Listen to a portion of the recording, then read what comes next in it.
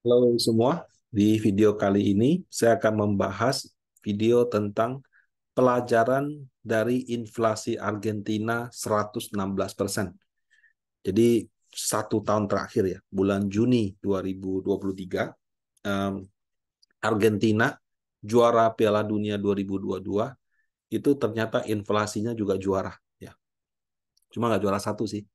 Kalau di antara negara G20 itu 19 negara maju plus Uni Eropa itu nomor satu.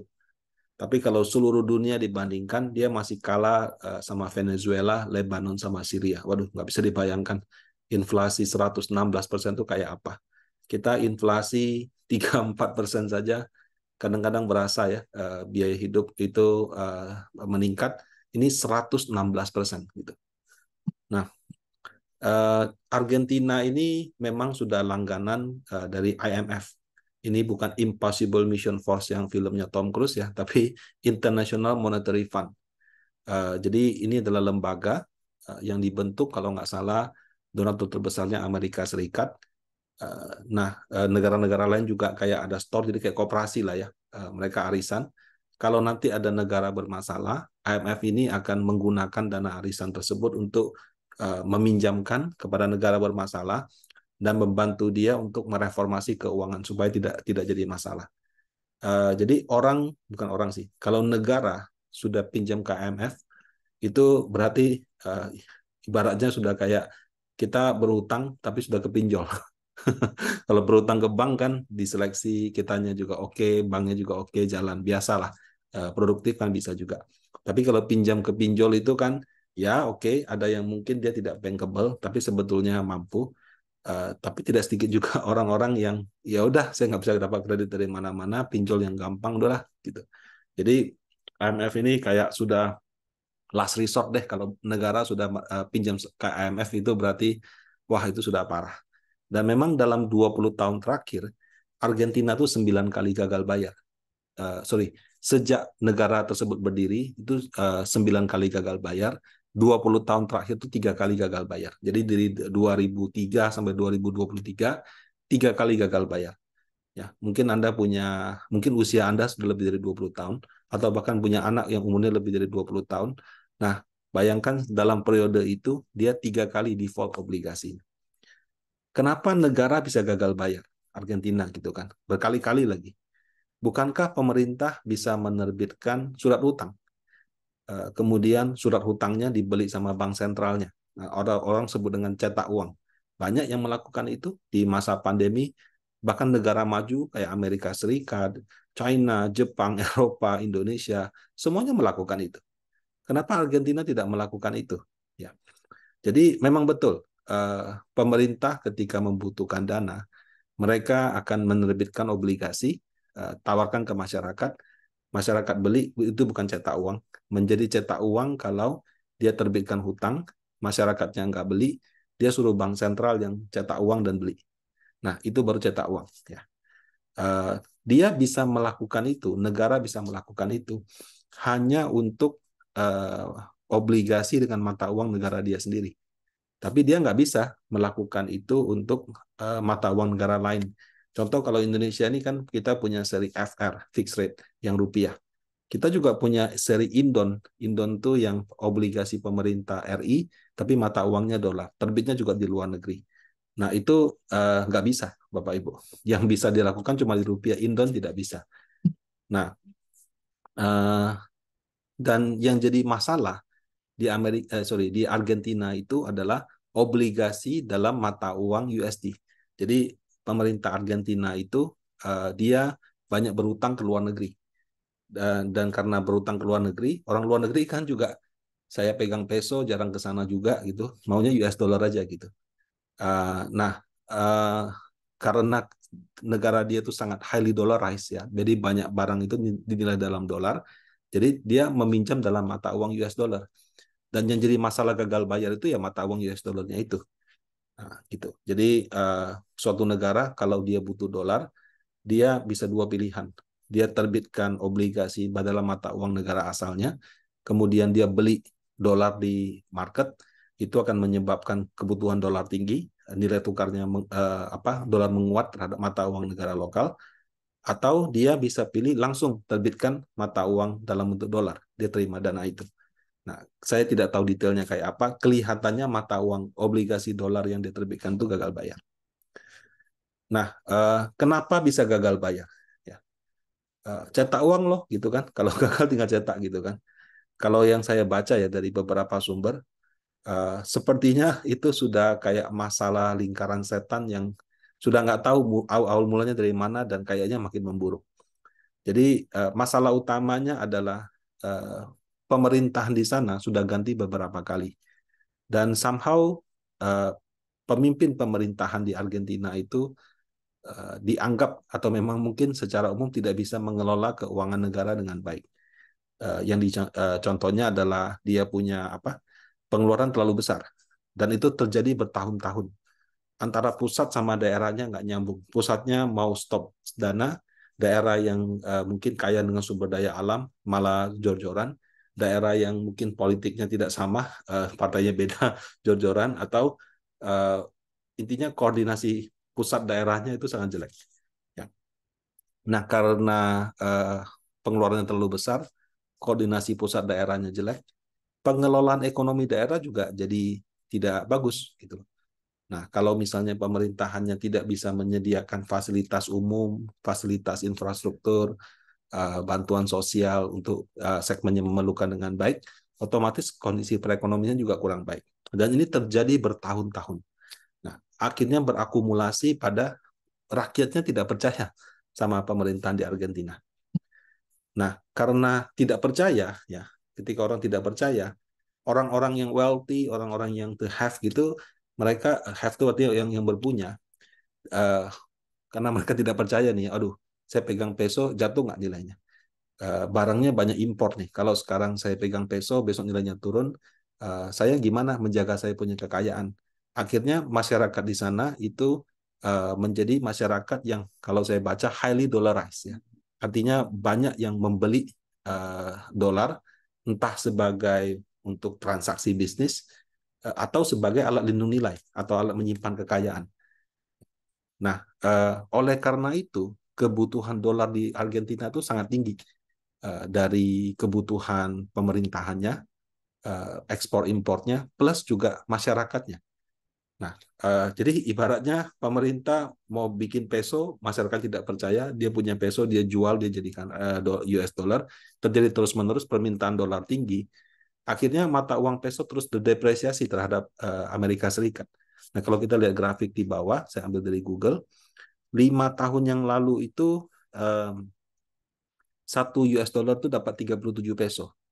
Sekarang 1 dolar itu dapat 300, hampir 350 peso. Jadi hampir 10 kali lipat. Kalau Anda pegang 1 dolar di Amerika Serikat, sorry, 1 USD di Argentina, dalam 5 tahun, nggak usah diinvestasikan apa-apa, taruh di bawah bantal, nilainya naik 10 kali.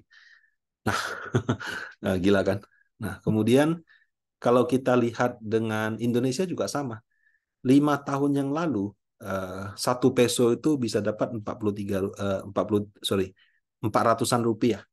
Sekarang 1 peso cuma dapat 43 rupiah. Nah, jadi bisa dibayangkan ya, nilainya itu hanya tinggal 1/10-nya dalam waktu 5 tahun terakhir. Nah, kalau misalnya dia punya kebutuhan dalam dolar, ya kan bisa banyak ya. Kalau Indonesia contohnya, kita punya BBM itu dalam dolar. Kenapa? Karena produksi minyak itu lebih sedikit daripada konsumsi, sisanya harus kita impor, dan impor itu dalam mata uang dolar. Jadi begitu dolarnya menguat terhadap rupiah, barang yang kita impor juga menjadi mahal. Seperti itu. Nah, jadi pelemahan mata uang itu juga akan berakibat kepada harga barang yang diimpor dari luar negeri itu mengalami peningkatan. Nah, jadi itu ibarat diabetes. Kalau mata uangnya sudah rendah, itu komplikasinya kemana-mana.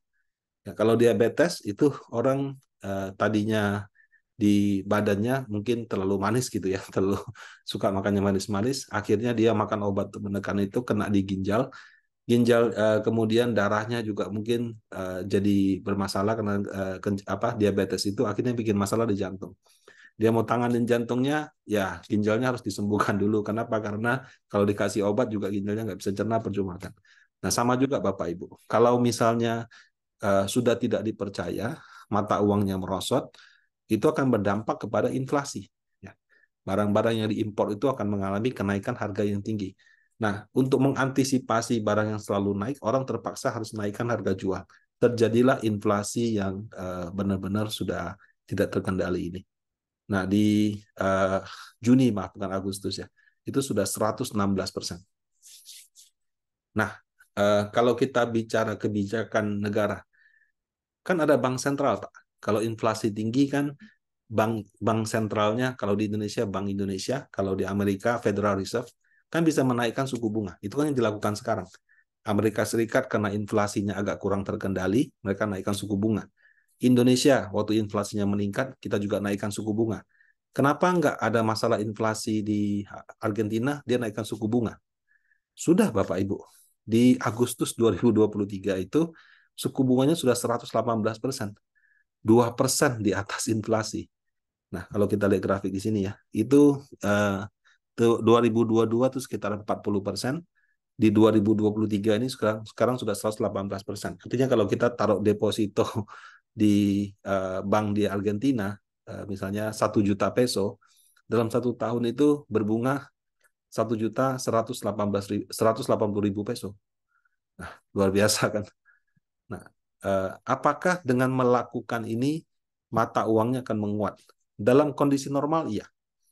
Jadi contoh, Amerika Serikat itu dengan segala gonjang-ganjingnya masih dipercaya sebagai negara adidaya, masih menjadi alat pembayaran yang utama, masih menjadi alat penyimpan kekayaan yang utama, masih dianggap sebagai negara dengan militer terhebat di dunia. Jadi orang percaya sama US dollar. Ketika orang percaya sama US dollar di negara manapun dan bunga daripada US dollar meningkat, maka secara nature, secara natural, dia punya mata uang akan meningkat. Yang terjadi sekarang, Amerika menaikkan suku bunga di luar ekspektasi, orang pikir sudah nggak naik, ternyata naik lagi. Dolar terhadap rupiah yang tadinya 14 ribuan, sekarang 15 ribuan lagi. Ya, jadi kalau suatu negara dipercaya, maka kenaikan suku bunganya akan membuat mata uangnya menguat. Mata uangnya menguat kalau dia impor, maka barangnya tidak mengalami inflasi seperti ketika mata uangnya melemah signifikan. Contoh kayak peso tadi. Kita mau import, tadinya $1 misalnya dapat 100 peso, sekarang 100 peso dapat $1. Sekarang kita mau import lagi untuk dapat $1 sudah harus 500 peso misalnya. Ya, uh, harga barang harus saya naikkan lah gitu kan. Nah, jadi apa namanya? Kalau misalkan saya ulangi ya. Jadi kalau suatu negara dia punya mata uang dipercaya, itu kenaikan suku bunga akan menyebabkan mata uangnya meningkat. Nah, tapi kalau dalam hal dia punya mata uang tidak dipercaya ya tidak dipercaya kenapa? Ya tadi itu negaranya gagal kelola atau kelolanya tidak baik, utangnya berlebihan dan segala macam. Berapapun suku bunga yang dikasih, itu sudah tidak bisa lagi mengangkat nilai tukarnya. Nah, contohnya Argentina itu, Venezuela juga sama. Ya, jadi kalau negara sudah salah kelola, orang sudah tidak percaya dengan mata uang itu karena orang pikir ya nanti dia cuma tinggal cetak uang lunasin hutangnya. Siapa yang mau pegang mata uang begitu? Maka berapapun suku bunga yang dia lakukan akan sulit untuk diterima. Makanya kalau negara sudah bermasalah begitu, nomor satu harus dibereskan tata kelolanya dulu. Kalau tata kelolanya baik dalam artian presidennya dapat dukungan, DPR-nya itu representatif, bisa bina hubungan baik dengan internasional, nah baru bicara penanganan hutangnya. Nah, jadi yang terjadi di Argentina itu ya somehow yang nomor satu tata kelola itu dia gagal. Seperti itu. Nah, apa yang bisa kita pelajarin dalam konteks mata uang, ya, dalam konteks obligasi, inflasi, pemerintahan yang stabil, kompeten, dan dapat dukungan rakyat itu sangat penting. Tidak ada masalah dengan adanya oposisi, ya, dan secara praktek dimanapun ada oposisi. Ya, tapi selama dalam hal yang proporsional itu masih oke. Yang penting mayoritas dalam artian 50-60% minimal masih mendukung pemerintahan yang ada, kerjanya juga bagus ya dengan segala plus minusnya, itu sangat penting. Karena itu dasar suatu mata uang dipercaya sama masyarakat internasional. Kemudian ketika suatu negara mengandalkan pendanaan dari internasional, ya bisa mata uangnya dolar, bisa rupiah tapi dipegang oleh investor-investor yang dolar, itu memang oke ya. Dan sometimes di zaman-zaman dulu mereka itu lebih cepat memberikan utangan. Dalam artian kalau negara butuh dana bisa dapat dalam jumlah besar itu lewat investor internasional. Sekarang enggak. Sekarang yang lokal sudah kuat, beda sama dulu. Kadang-kadang mereka bisa memberikan dalam jumlah yang besar dan rate-nya kompetitif gitu. Tapi tetap porsinya harus diperhatikan. Kalau misalkan porsi luar negerinya terlalu besar, ketika ada gejolak, ya kitanya baik-baik saja, tapi di merekanya ada gejolak, mereka tarik dana. Itu juga akan menyebabkan capital outflow yang berdampak pada nilai tukar rupiah yang tidak stabil. Nah, jadi dalam hal pengelolaan negara, sebaiknya memang porsi investor lokal di dalam obligasi negara itu lebih besar, lebih baik. Dalam hal ini saya lihat pemerintah sudah melakukan tugas yang bagus. Tinggal fine tuning saja dari waktu ke waktu. Nah, kemudian inflasi kenapa bisa tinggi? Karena ada barang dan jasa yang kita impor. Suka tidak suka, tidak ada satu negara yang bisa memenuhi semua kebutuhan dia sendiri. Pasti ada yang dia impor.